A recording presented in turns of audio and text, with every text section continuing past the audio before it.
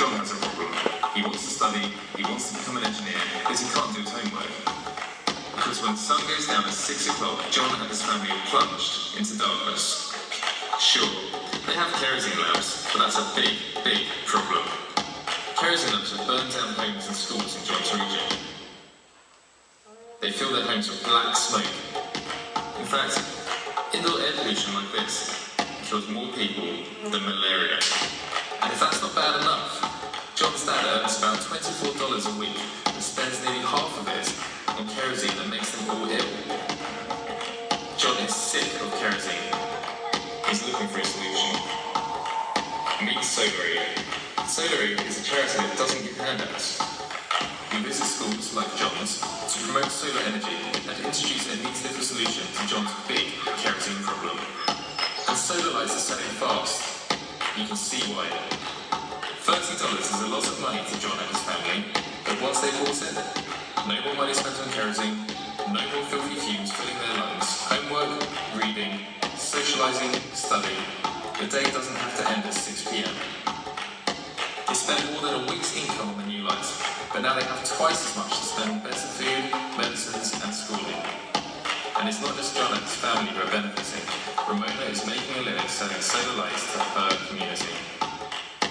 This is a story about day and night, about the awesome power of the sun and the extraordinary things that happen in the communities which harness it. Speaking of harnessing energy, Changalika Secondary School used the language at the bottom of the tables, and the students were struggling. Now that John and most of his classmates have lights in the evening, the school is one of the best in the district, and the whole community is learning about intelligent energy and how the sun, the source of all life, can put power in the hands of those it shines on. Yes, this is a story about the sun, about what happens as it arcs over our lives each day, and what happens when it sets. A story about John and the students of Changalika Secondary School, and how their lives are changed every day and every night by solar technology. A story about SolarAid, an enterprising charity making big changes in some of the poorest communities in Africa.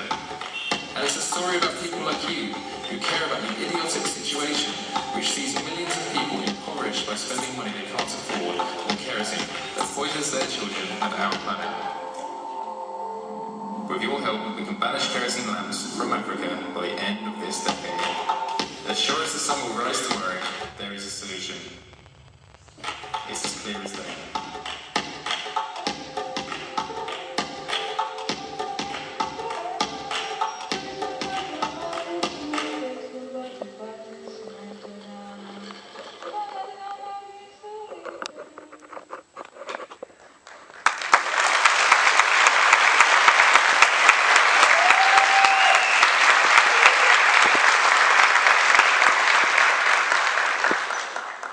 I'm going to finish with a short story, and it's not about solar lighting.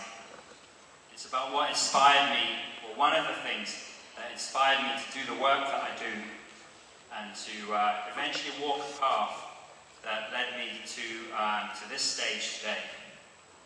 So the story starts in 1983, when I was a 17-year-old boy studying myself at school in England. And I was studying a bit too hard, and I needed a year off. I wanted to go to university, but I needed a year of not studying. And I was very lucky to get a job working in a school, for a United Nations school, in a very, very remote town in the eastern deserts of the Sudan. And in fact, my town was just 2 miles away from the border of northern Ethiopia, Eritrea. And I arrived at this school in August 1984. And when I got there, I had a shock. There was a huge famine that had affected the whole of the Horn of Africa. And millions of people were dying. And nobody told me this before I left England. And I thought, how can this be happening in our world when we have surplus food in Europe? How can this be happening? And why did no one mention this? And why wasn't it on the news? And it was a shocking situation. Just outside of my town, there was a refugee camp called Wad Sherefe. And Wad Sherefe had about 200,000 people, and hundreds of people were dying every day. And I wondered, how is this going to end? When is the world going to care and notice what's happening? And then something happened. The BBC ran a story, and this guy here saw that story, and he organised Band-Aid. And I stood in that town of Kassala just before Christmas in 1984, and my sister and my friends, they bought that Band-Aid record, and I saw Band-Aid lorries coming through my town with sacks of grain, and it said "Love from Band-Aid" on the side. And I can't tell you what an incredible thing that was to see. Food, desperately needed food, coming to the people of Wad Sherefe. And for me, that was a symbol.